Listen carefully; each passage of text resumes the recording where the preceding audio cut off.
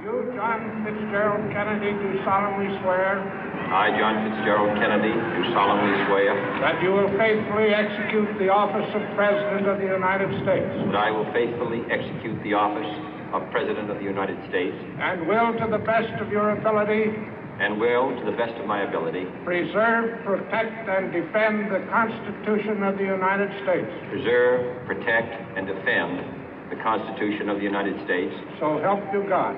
So help me God.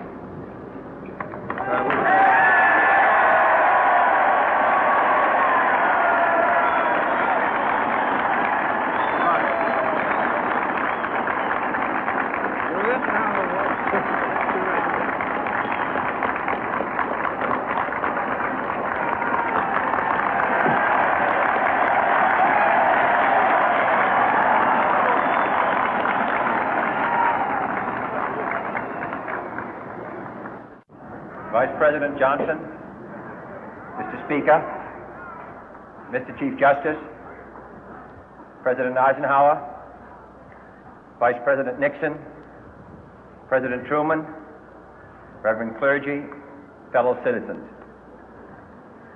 We observe today not a victory of party, but a celebration of freedom, symbolizing an end as well as a beginning, signifying renewal as well as change.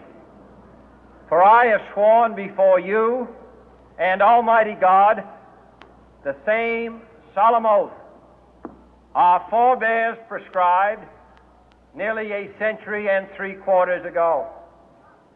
The world is very different now, for man holds in his mortal hands the power to abolish all forms of human poverty and all forms of human life. And yet the same revolutionary beliefs for which our forebears fought are still at issue around the globe. The belief that the rights of man come not from the generosity of the state, but from the hand of God. We dare not forget today that we are the heirs of that first revolution. Let the word go forth from this time and place to friend and foe alike that the torch has been passed to a new generation of Americans born in this century, tempered by war, disciplined by a hard and bitter peace, proud of our ancient heritage, and unwilling to witness or permit the slow undoing of those human rights to which this nation has always been committed and to which we are committed today at home and around the world.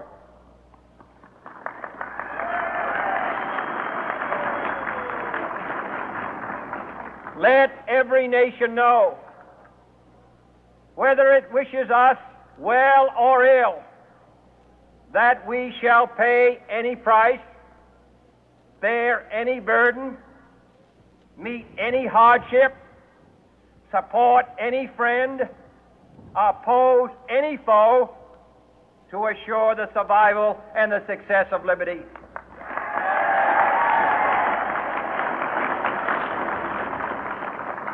This much we pledge and more.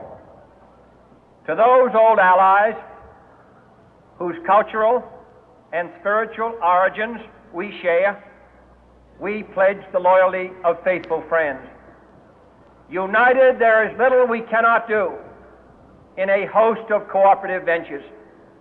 Divided, there is little we can do, for we dare not meet a powerful challenge at odds and split asunder.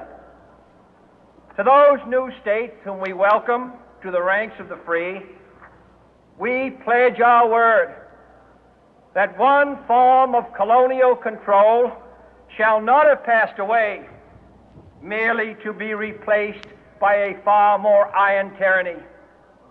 We shall not always expect to find them supporting our view, but we shall always hope to find them strongly supporting their own freedom, and to remember that in the past, those who foolishly sought power by riding the back of the tiger ended up inside.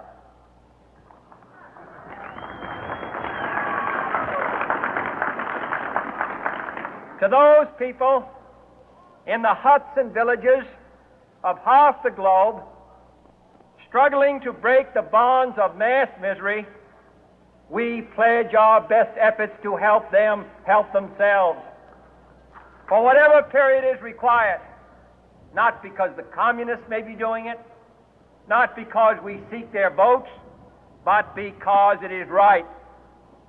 If a free society cannot help the many who are poor, it cannot save the few who are rich.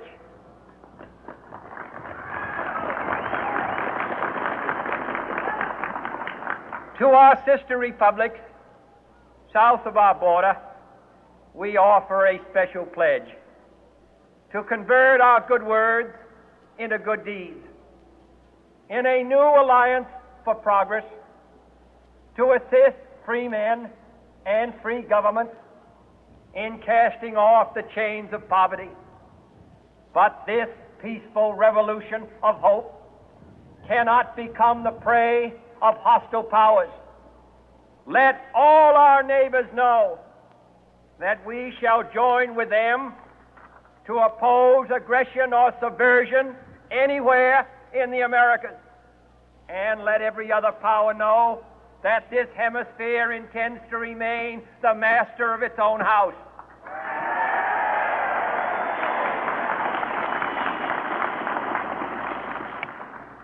To that World Assembly of Sovereign States, the United Nations, our last best hope, in an age where the instruments of war have far outpaced the instruments of peace, we renew our pledge of support to prevent it from becoming merely a forum for invective, to strengthen its shield of the new and the weak, and to enlarge the area in which its writ may run. Finally, to those nations who would make themselves our adversary, we offer not a pledge, but a request that both sides begin anew the quest for peace. Before the dark powers of destruction, unleashed by science, engulf all humanity in planned or accidental self-destruction, we dare not tempt them with weakness, for only when our arms are sufficient beyond doubt can we be certain beyond doubt that they will never be employed. But neither can two great and powerful groups of nations take comfort from our present course, both sides overburdened by the cost of modern weapons, both rightly alarmed by the steady spread of the deadly atom, yet both racing to alter that uncertain balance of terror that stays the hand of mankind's final war.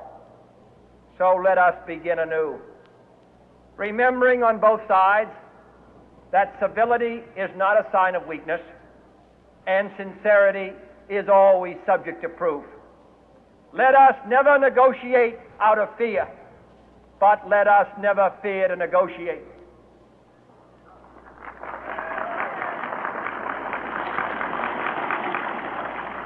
Let both sides explore what problems unite us, instead of belaboring those problems which divide us.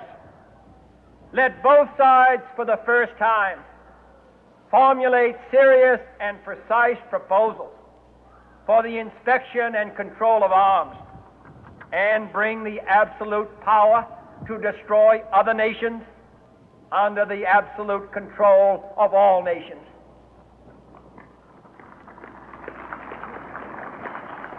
Let both sides seek to invoke the wonders of science instead of its terrors. Together, let us explore the stars, conquer the deserts, eradicate disease, tap the ocean depth, and encourage the arts and commerce. Let both sides unite to heed in all corners of the earth the command of Isaiah to undo the heavy burden and let the oppressed go free.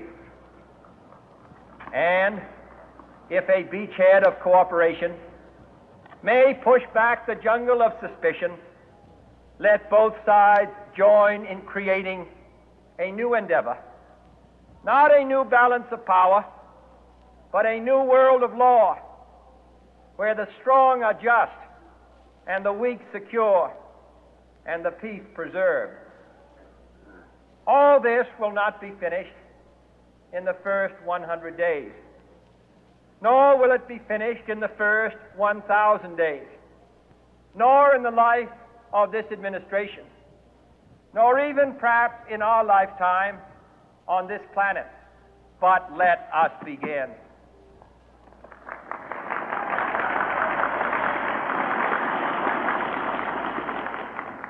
In your hands, my fellow citizens, more than mine, will rest the final success or failure of our course.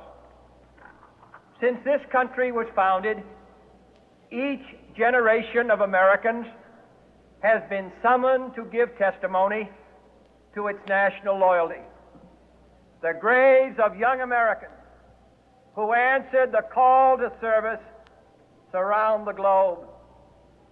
Now the trumpet summons us again, not as a call to bear arms, though arms we need, not as a call to battle, though in battle we are, but a call to bear the burden of a long twilight struggle, year in and year out, rejoicing in hope, patient in tribulation, a struggle against the common enemies of man, tyranny, poverty, disease, and war itself. Can we forge against these enemies a grand and global alliance, north and south, east and west, that can assure a more fruitful life for all mankind? Will you join in that historic effort?